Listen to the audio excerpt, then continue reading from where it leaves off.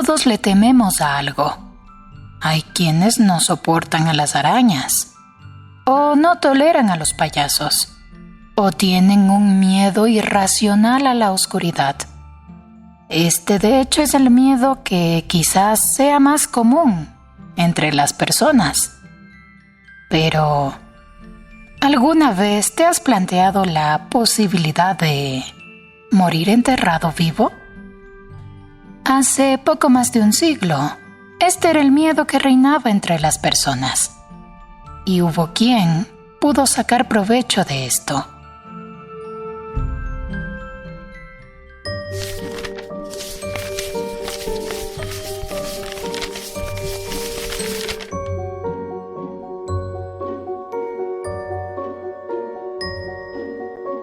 El entierro prematuro, de Edgar Allan Poe.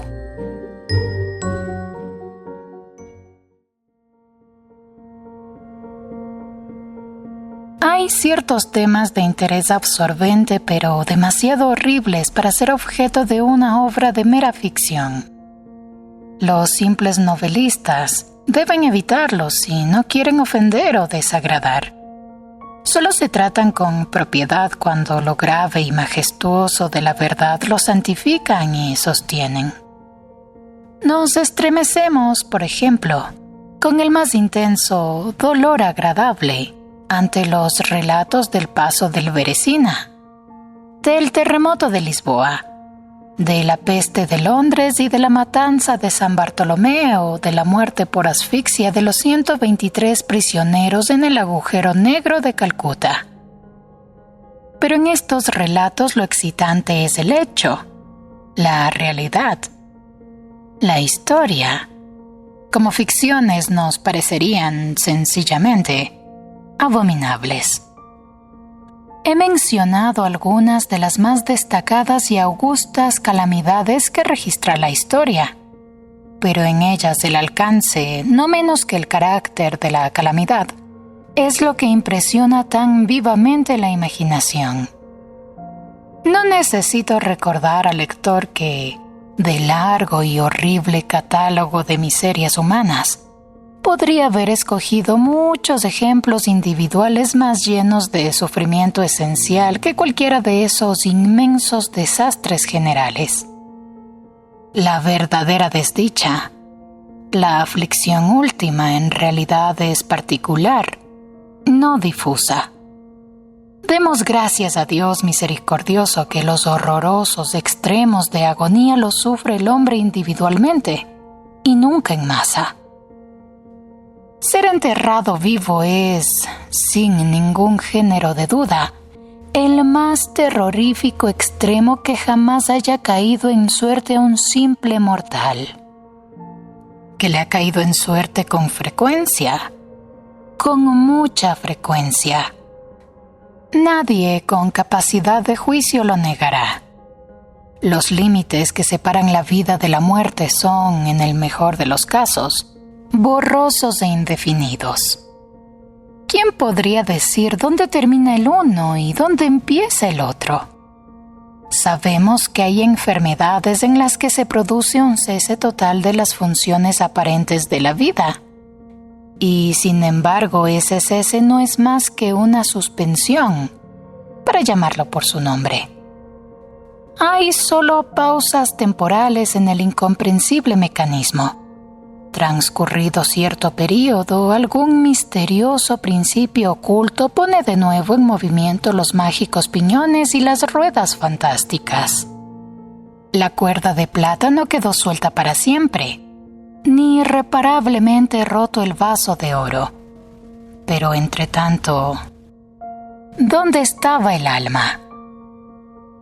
Sin embargo, aparte de la inevitable conclusión a priori de que tales causas deben producir tales efectos, de que los bien conocidos casos de vida en suspenso, una y otra vez, provocan inevitablemente entierros prematuros, aparte de esta consideración, tenemos el testimonio directo de la experiencia médica y del vulgo que prueba que en realidad tienen lugar un gran número de estos entierros.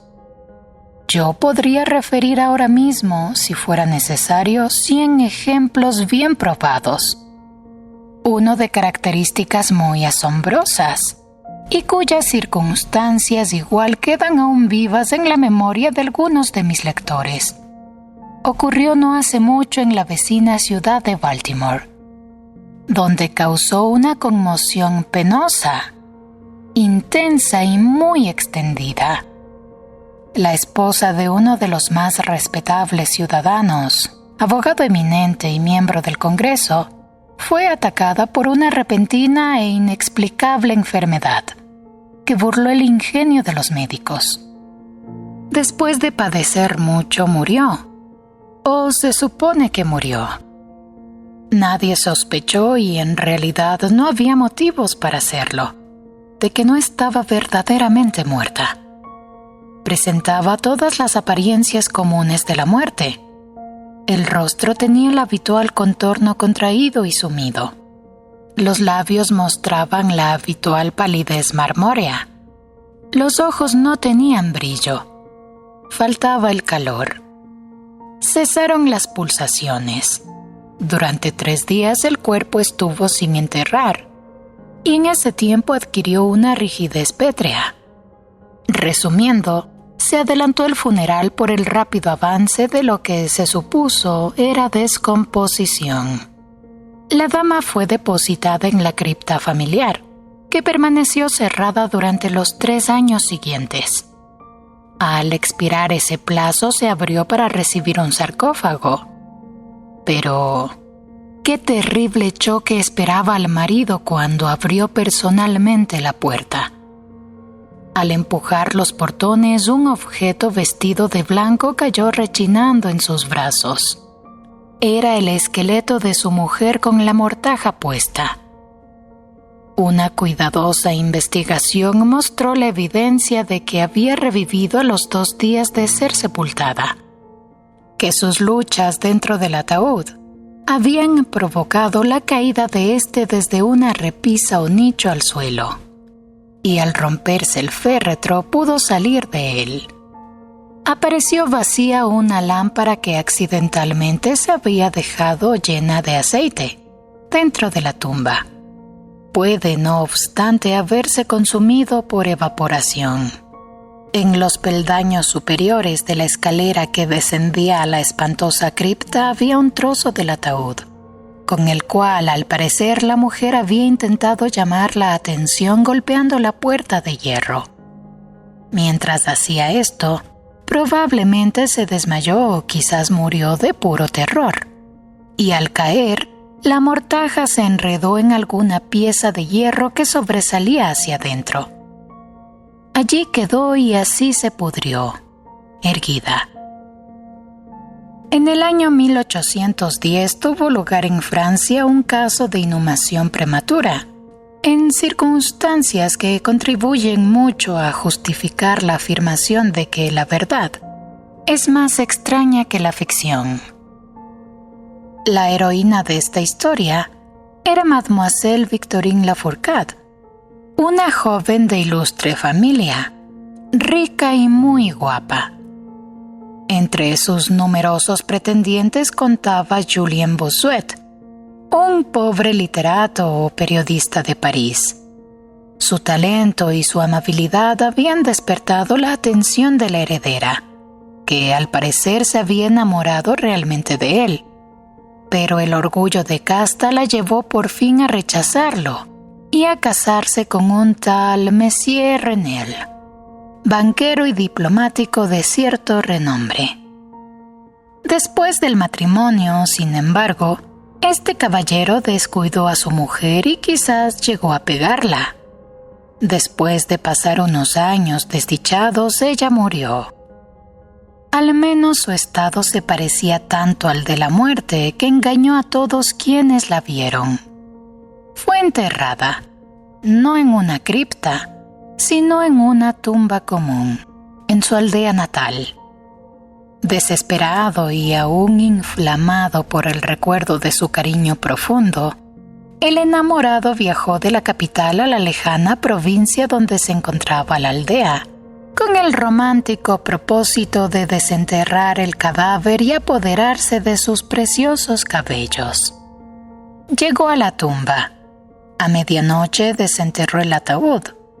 Lo abrió y cuando iba a cortar los cabellos, se detuvo ante los ojos de la amada que se abrieron. La dama había sido enterrada viva. Las pulsaciones vitales no habían desaparecido del todo, y las caricias de su amado la despertaron de aquel letargo que equivocadamente había sido confundido con la muerte.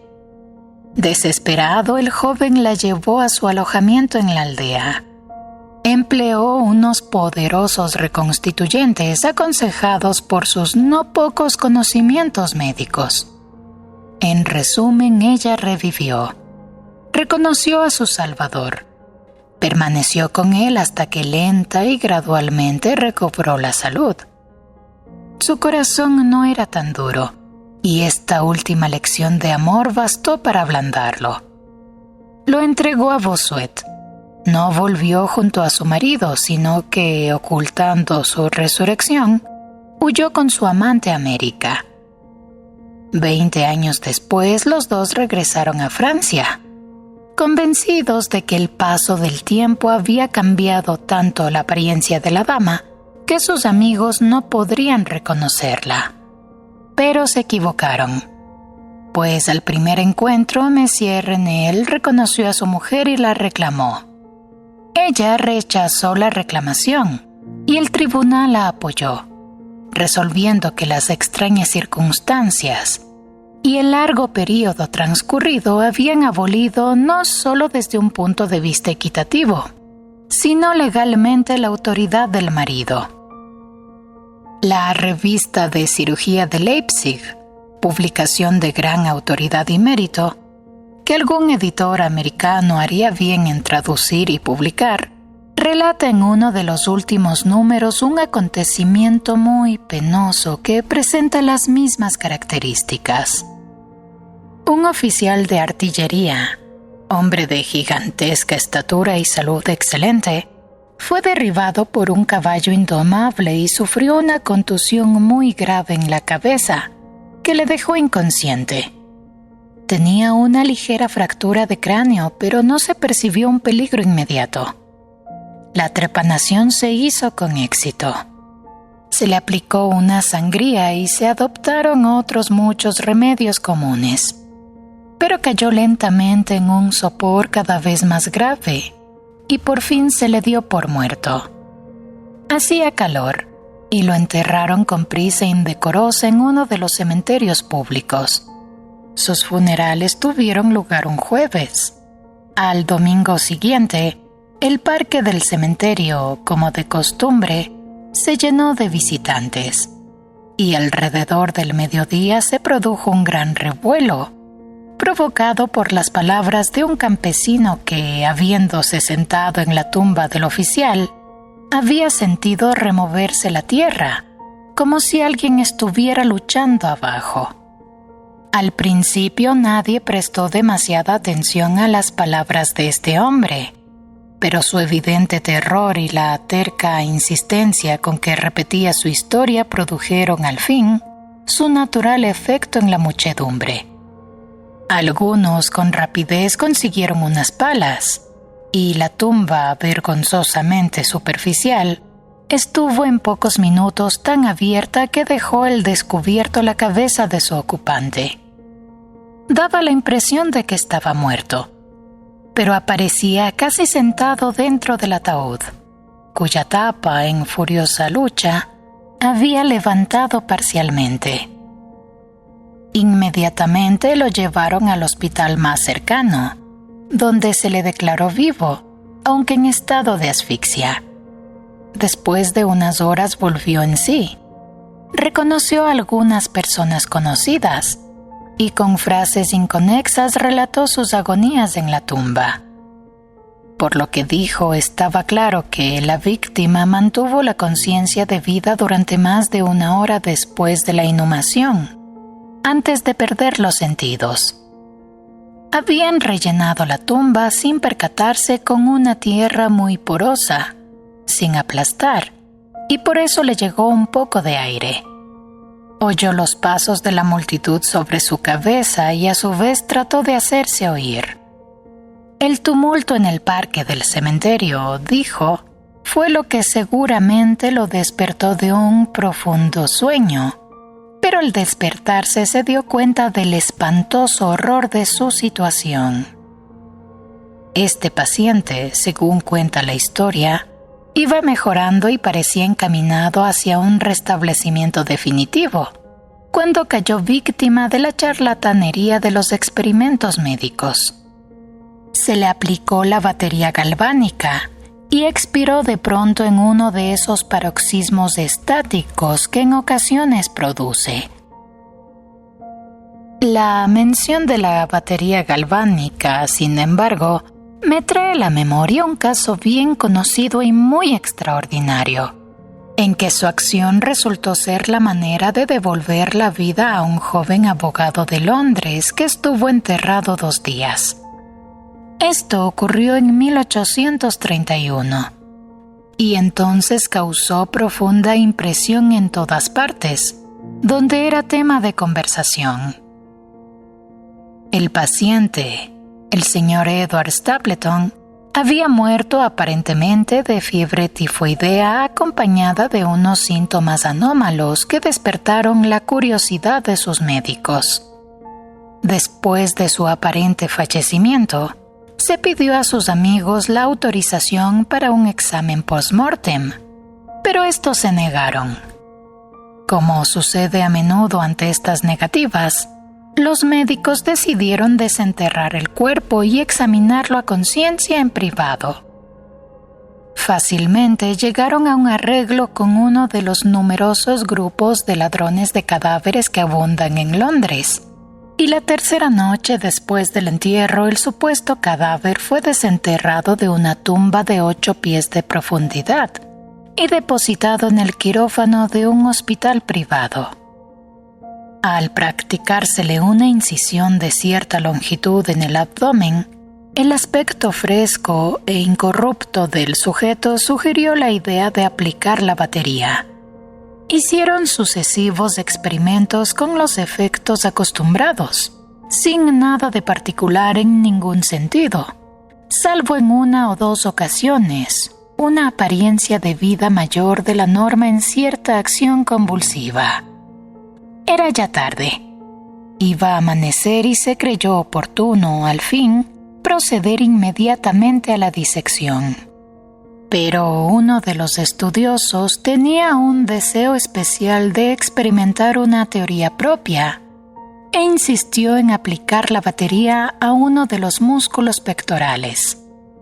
Tras realizar una tosca incisión, se estableció apresuradamente un contacto. Entonces el paciente, con un movimiento rápido pero nada convulsivo, se levantó de la mesa. Caminó hacia el centro de la habitación. Miró intranquilo a su alrededor unos instantes y entonces habló. Lo que dijo fue ininteligible, pero pronunció algunas palabras y silabeaba claramente. Después de hablar, se cayó pesadamente al suelo. Durante unos momentos todos se quedaron paralizados de espanto, pero la urgencia del caso pronto les devolvió la presencia de ánimo. Se vio que el señor Stapleton estaba vivo, aunque sin sentido. Después de administrarle éter, volvió en sí y rápidamente recobró la salud, retornando a la sociedad de sus amigos, a quienes, sin embargo, se les ocultó toda noticia sobre la resurrección hasta que ya no se temía una recaída. Es de imaginar la maravilla de aquellos y su extasiado asombro. El dato más espeluznante de este incidente, sin embargo, se encuentra en lo que afirmó el mismo señor Stapleton. Declaró que en ningún momento perdió todo el sentido, que de un modo borroso y confuso percibía todo lo que le estaba ocurriendo desde el instante en que fuera declarado muerto por los médicos hasta cuando cayó desmayado en el piso del hospital. «Estoy vivo», fueron las incomprendidas palabras que, al reconocer la sala de disección, había intentado pronunciar en aquel grave instante de peligro. Sería fácil multiplicar historias como estas, pero me abstengo, porque en realidad no nos hacen falta para establecer el hecho de que suceden entierros prematuros. Cuando reflexionamos en las raras veces en que, por la naturaleza del caso, tenemos la posibilidad de descubrirlos, debemos admitir que tal vez ocurren más frecuentemente de lo que pensamos. En realidad, casi nunca se han removido muchas tumbas de un cementerio, por alguna razón, sin que parecieran esqueletos en posturas que sugieren la más espantosa de las sospechas. La sospecha es espantosa, pero es más espantoso el destino. Puede afirmarse, sin vacilar, que ningún suceso se presta tanto a llevar al colmo de la angustia física y mental como el enterramiento antes de la muerte. La insoportable opresión de los pulmones, las emanaciones sofocantes de la tierra húmeda, la mortaja que se adhiere, el rígido abrazo de la estrecha morada, la oscuridad de la noche absoluta, el silencio como un mar que abruma, la invisible pero palpable presencia del gusano vencedor. Estas cosas, junto con los deseos del aire y de la hierba que crecen arriba, con el recuerdo de los queridos amigos que volarían a salvarnos si se enteraran de nuestro destino, y la conciencia de que nunca podrían saberlo, de que nuestra suerte irremediable es la de los muertos de verdad. Estas consideraciones, llevan el corazón aún palpitante a un grado de espantoso e insoportable horror ante el cual la imaginación más audaz retrocede. No conocemos nada tan angustioso en la tierra. No podemos imaginar nada tan horrible en los dominios del más profundo infierno. Y por eso todos los relatos sobre este tema despiertan un interés profundo. Interés que, sin embargo, gracias a la temerosa reverencia hacia este tema, depende justa y específicamente de nuestra creencia en la verdad del asunto narrado. Lo que voy a contar ahora es mi conocimiento real, mi experiencia efectiva y personal. Durante varios años sufrí ataques de ese extraño trastorno que los médicos han decidido llamar catalepsia, a falta de un nombre que mejor lo defina. Aunque tanto las causas inmediatas como las predisposiciones e incluso el diagnóstico de esta enfermedad siguen siendo misteriosas, su carácter evidente y manifiesto es bien conocido. Las variaciones parecen serlo, principalmente de grado. A veces el paciente se queda un solo día o incluso un periodo más breve en una especie de exagerado letargo. Está inconsciente y extremadamente inmóvil, pero las pulsaciones del corazón aún se perciben débilmente. Quedan unos indicios de calor. Una leve coloración persiste en el centro de las mejillas y, al aplicar un espejo a los labios, podemos detectar una torpe, desigual y vacilante actividad de los pulmones. Otras veces el trance dura semanas e incluso meses, mientras el examen más minucioso y las pruebas médicas más rigurosas no logran establecer ninguna diferencia material entre el estado físico de la víctima y lo que concebimos como muerte absoluta. Por regla general, los salvan del entierro prematuro sus amigos, que saben que sufría anteriormente de catalepsia, y la consiguiente sospecha, pero sobre todo les salva la ausencia de corrupción. La enfermedad, por fortuna, avanza gradualmente. Las primeras manifestaciones, aunque marcadas, son inequívocas. Los ataques son cada vez más característicos y cada uno dura más que el anterior. En esto reside la mayor seguridad, de cara a evitar la inhumación. El desdichado, cuyo primer ataque tuviera la gravedad con que en ocasiones se presenta, sería casi inevitablemente llevado vivo a la tumba. Mi propio caso no difería en ningún detalle importante de los mencionados en los textos médicos. A veces, sin ninguna causa aparente, me hundía poco a poco en un estado de semisíncope o casi desmayo. Y ese estado, sin dolor, sin capacidad de moverme, o realmente de pensar, pero con una borrosa y letárgica conciencia de la vida y de la presencia de los que rodeaban mi cama, duraba hasta que la crisis de la enfermedad me devolvía de repente el perfecto conocimiento. Otras veces el ataque era rápido, fulminante. Me sentía enfermo, aterrido, helado, con escalofríos y mareos, y de repente me caía postrado. Entonces, durante semanas, todo estaba vacío, negro, silencioso, y la nada se convertía en el universo. La total aniquilación no podía ser mayor. Despertaba, sin embargo, de estos últimos ataques lenta y gradualmente, en contra de lo repentino del acceso. Así como amanece el día para el mendigo que vaga por las calles en la larga y desolada noche de invierno, sin amigos ni casa, así lenta, cansada, alegre volvía a mí la luz del alma.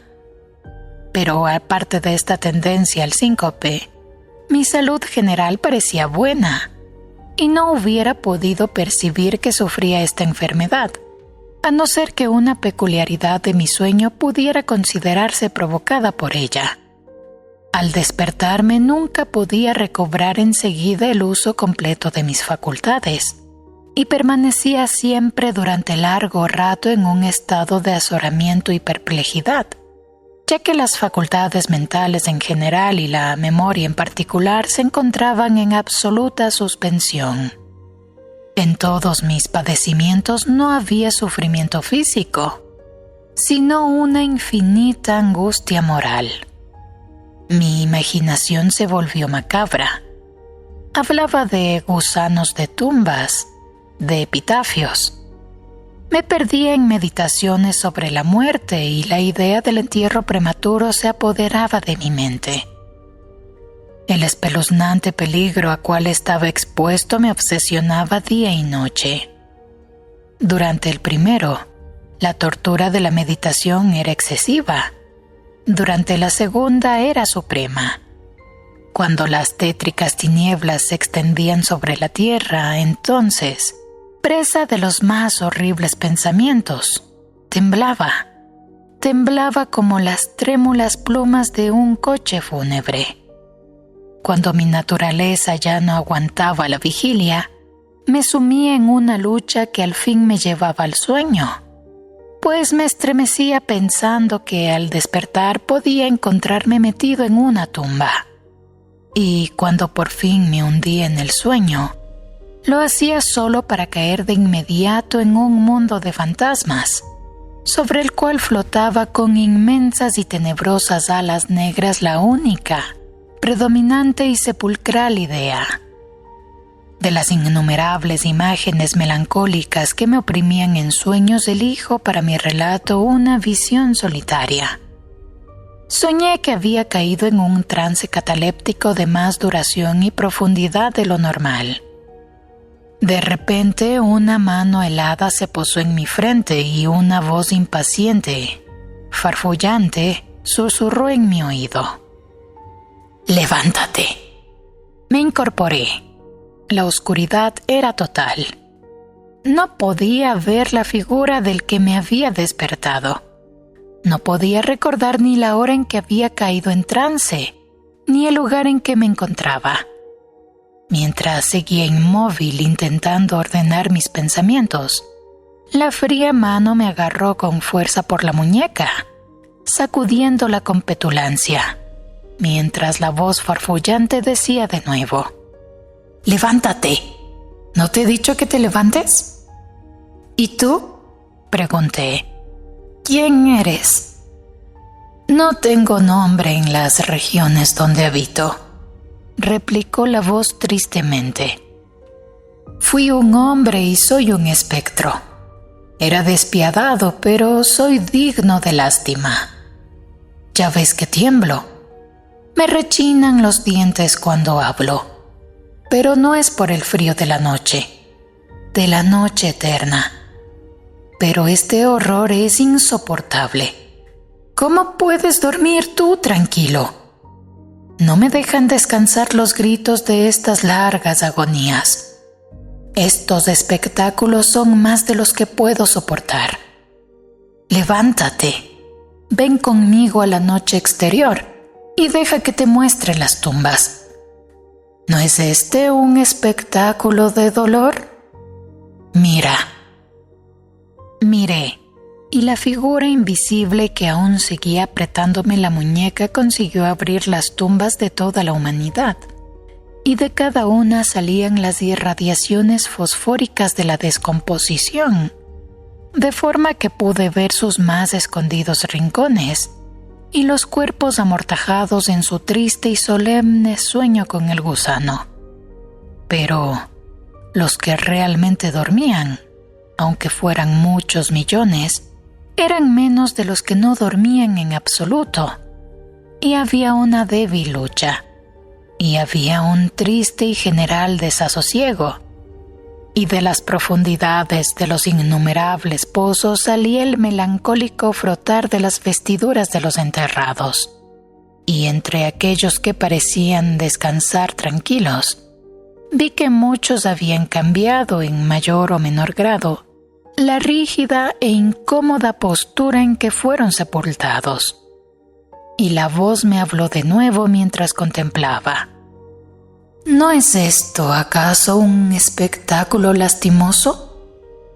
Pero antes de que encontrara palabras para contestar, la figura había soltado mi muñeca.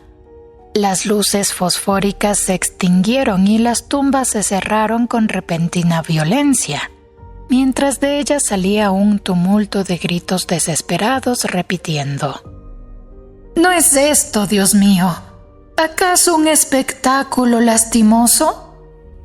Fantasías como estas se presentaban por la noche y extendían su terrorífica influencia incluso en mis horas de vigilia. Mis nervios quedaron destrozados y fui presa de un horror continuo. Ya no me atrevía a montar a caballo, a pasear, ni a practicar ningún ejercicio que me alejara de casa. En realidad ya no me atrevía a fiarme de mí lejos de la presencia de los que conocían mi propensión a la catalepsia, por miedo de que en uno de esos ataques me enterraran antes de conocer mi estado realmente. Dudaba del cuidado y de la lealtad de mis amigos más queridos. Temía que en un trance más largo de lo acostumbrado se convencieran de que ya no había remedio. Incluso llegaba a temer que, como les causaba muchas molestias, quizás se alegraran de considerar que un ataque prolongado era la excusa suficiente para librarse definitivamente de mí. En vano trataban de tranquilizarme con las más solemnes promesas.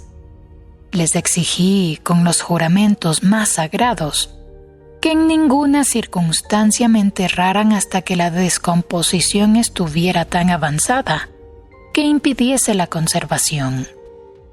Y aún así mis terrores mortales no hacían caso de razón alguna. No aceptaban ningún consuelo. Empecé con una serie de complejas precauciones. Entre otras, mandé remodelar la cripta familiar de forma que se pudiera abrir fácilmente desde dentro. A la más débil presión sobre una larga palanca que se extendía hasta muy dentro de la cripta, se abrirían rápidamente los portones de hierro. También estaba prevista la entrada libre de aire y de luz, y adecuados recipientes con alimentos y agua, al alcance del ataúd preparado para recibirme. Este ataúd estaba acolchado con un material suave y cálido y dotado de una tapa elaborada según el principio de la puerta de la cripta, incluyendo resortes ideados de forma que el más débil movimiento del cuerpo sería suficiente para que se soltara. Aparte de esto, del techo de la tumba colgaba una gran campana, cuya soga estaba previsto, por un agujero en el ataúd y estaría atada a una mano del cadáver. Pero, ¿de qué sirve la precaución contra el destino del hombre? Ni siquiera estas bien urdidas seguridades estaban para librar de las angustias más extremas de la inhumación en vida a un infeliz destinado a ellas. Llegó una época, como me había ocurrido antes a menudo, en que me encontré emergiendo de un estado total de inconsciencia a la primera sensación débil e indefinida de la existencia. Lentamente, con paso de tortuga, se acercaba el pálido amanecer gris del día psíquico. Un desasosiego aletargado, una sensación apática de sordo dolor, ninguna preocupación, ninguna esperanza, ningún esfuerzo. Entonces, después de un largo intervalo, un zumbido en mis oídos. Luego, tras un lapso de tiempo más largo, una sensación de hormigueo o comezón en las extremidades. Después, un período aparentemente eterno de placentera quietud, durante el cual las sensaciones que se despiertan luchan por transformarse en pensamientos. Más tarde, otra corta zambullida en la nada. Luego, un súbito restablecimiento. Al fin, el ligero estremecerse de un párpado. E inmediatamente después, un choque eléctrico de terror, mortal e indefinido, que envía la sangre a torrentes desde las sienes al corazón. Y entonces el primer esfuerzo por pensar. Y entonces el primer intento de recordar. Y entonces un éxito parcial y evanescente. Y entonces la memoria ha recobrado tanto su dominio que en cierta medida tengo conciencia de mi estado. Siento que no me estoy despertando de un sueño corriente. Recuerdo que he sufrido catalepsia. Y entonces, por fin, como si fuera la embestida de un océano, el único peligro horrendo, la única idea espectral y siempre presente abruma mi espíritu estremecido. Unos minutos después de que esta fantasía se apoderase de mí, me quedé inmóvil. ¿Y por qué? No podía reunir valor para moverme. No me atrevía a hacer el esfuerzo que desvelara mi destino. Sin embargo, algo en mi corazón me susurraba que era seguro. La desesperación, tal como ninguna otra clase de desdicha produce, solo la desesperación me empujó después de una profunda duda a abrir mis pesados párpados. Los levanté. Estaba oscuro, todo oscuro. Sabía que el ataque había terminado. Sabía que la situación crítica de mi trastorno había pasado. Sabía que había recuperado el uso de mis facultades visuales y, sin embargo, todo estaba oscuro.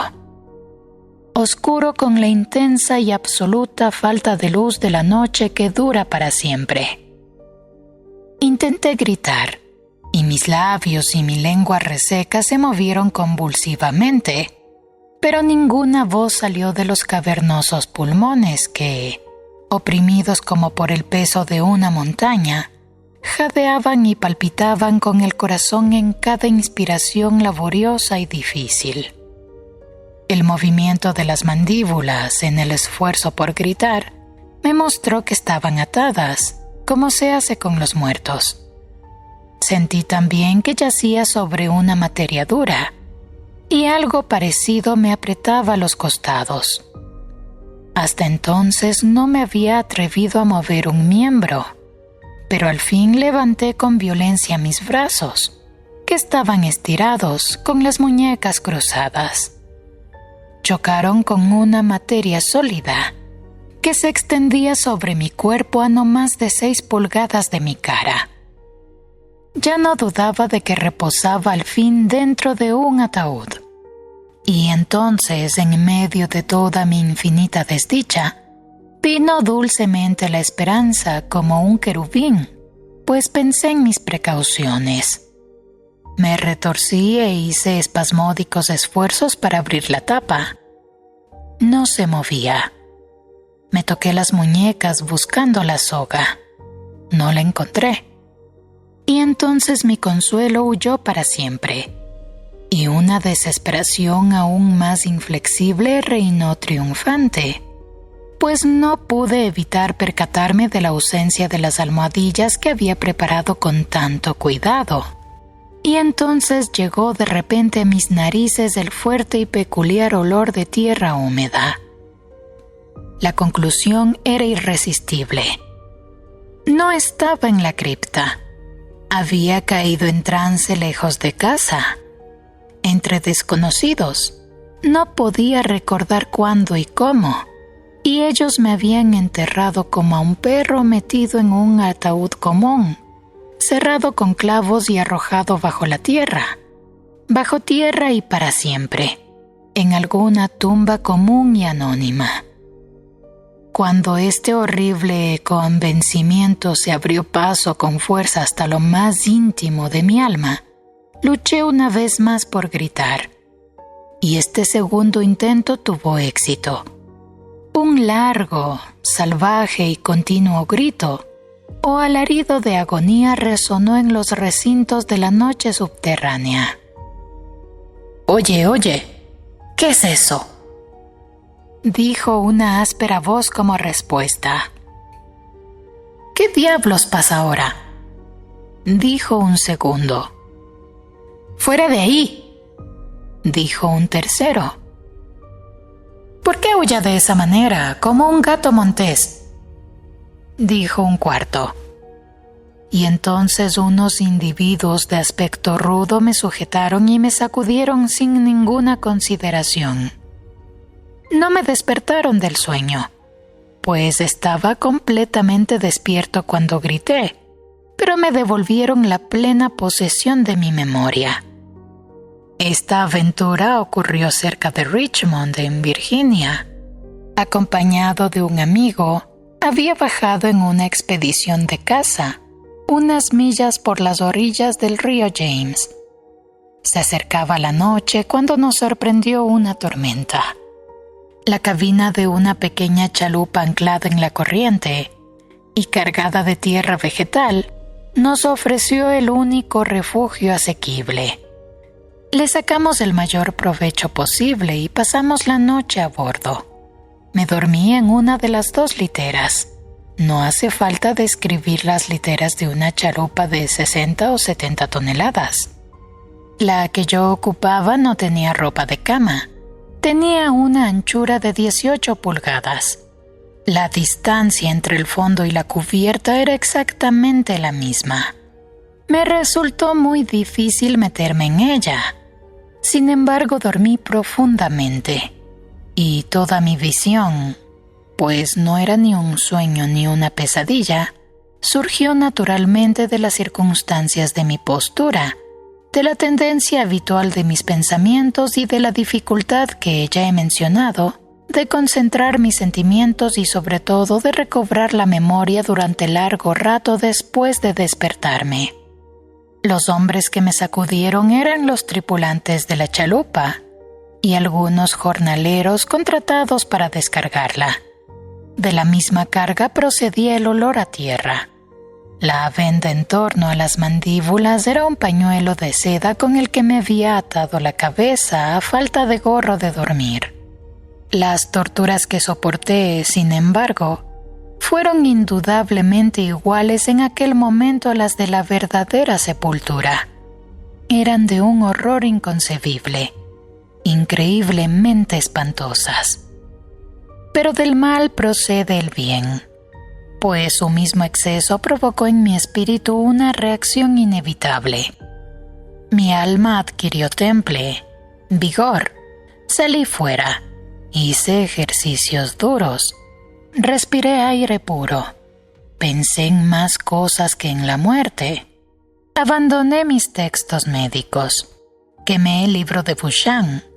No leí más pensamientos nocturnos, ni grandilocuencia sobre cementerios, ni cuentos de miedo como este. En muy poco tiempo me convertí en un hombre nuevo y viví una vida de hombre.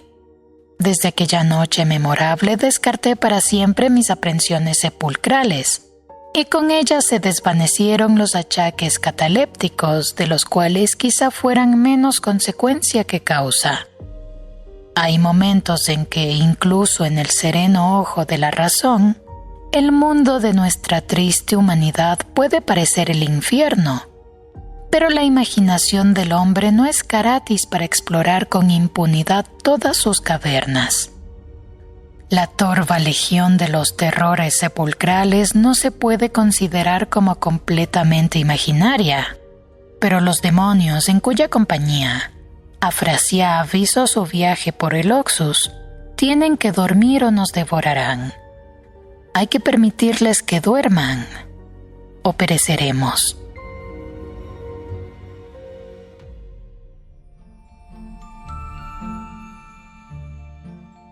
Si has llegado hasta aquí, me gustaría que dejes tu comentario sobre esta historia.